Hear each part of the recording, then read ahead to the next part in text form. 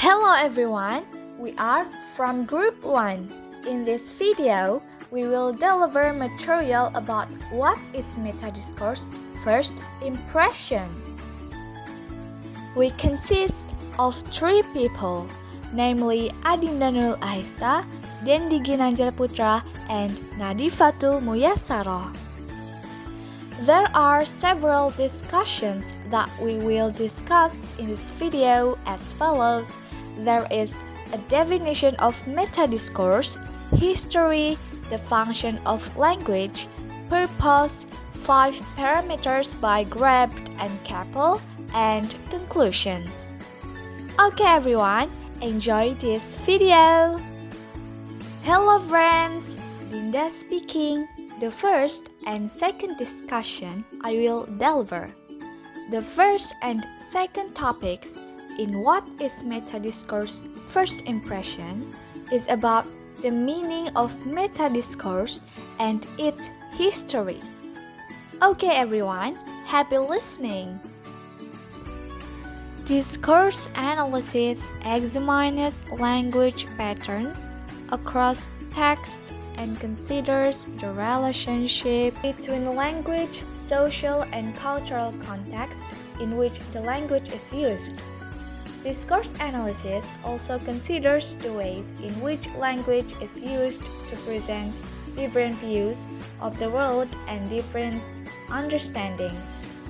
This analysis is a way to understand communication as social engagement. This explains how we can adapt ourselves to a discourse by showing our attitude towards the content and the reader's text. With the thoughtful addition of metadiscourse, a writer is not only able to transform text that may be dry or difficult into prose that is coherent and friendly to read, but also connects it to context, conveying personality, credibility, audience sensitivity, and relationship to the message. The term discourse analysis was first introduced by Zelig Harris, 1952, as a way of analyzing interconnected speech and writing. Harris has 2 main interests, namely the examination of language beyond the sentence level and the relationship between linguistic and non-linguistic behavior. He examines the former in great detail, aiming to provide a way to describe how language features are distributed in text and the ways in which they are combined in particular text types and styles. The concept of metadiscourse has also been developed by other experts such as the author Williams, 1981, Van de Koppel, 1985, and Grismore, 1989. Hi guys, Diva speaking. In this discussion, I will discuss function of language, namely interactional and transactional function. The interactional function of language is used to express personal relationships and attitudes between speakers. For example, "How are you?" is a question that can build personal relationship, while the transactional function is used for the direct exchange of information. For example, asking, "How much is this rocket compressor?" A question that allows the speaker and interlocutor to exchange information about the rocket compressor. The next, we discuss the emergent context on information and interaction. What is meant by context emergence in information and interaction is a shift in focus from the analysis of grammatical structure to the way people actually use language in daily life for social purpose.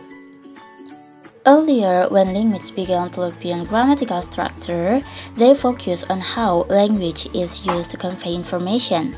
They viewed language as a tool to express ideas and emotion. However, over time, researchers began to realize that language is not only used to convey information, but also to build social relationships, influence the way others understand the world, and form social identity. An example of the shift in focus from the analysis of grammatical structure to the way people actually use language in diverse social purposes can be seen in the work of Davis Griffin, 1980, who show how meta-talk allows speakers to change their role in the conversation as controllers of the audience. It's the use of language that changes the role of the author is acquired in the topic of conversation. Meta-talk can help the speaker to influence the way other participants understand and respond to the message conveyed.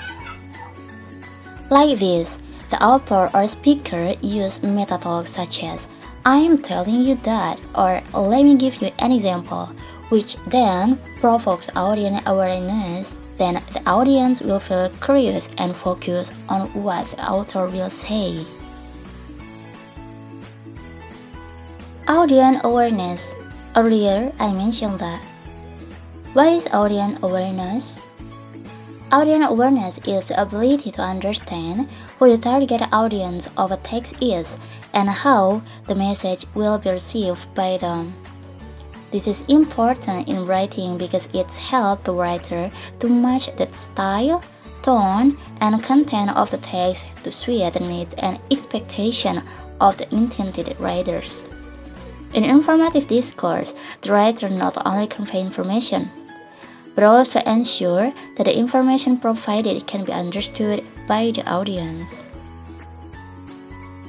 So, from this, we can know that the existence of metadiscourse is to assist the author in explaining their attitude towards the content and audience of the text, create better interaction and understanding with the audience, and assist a writer in adapting the text for the target audience. Hello friends, Dendi speaking.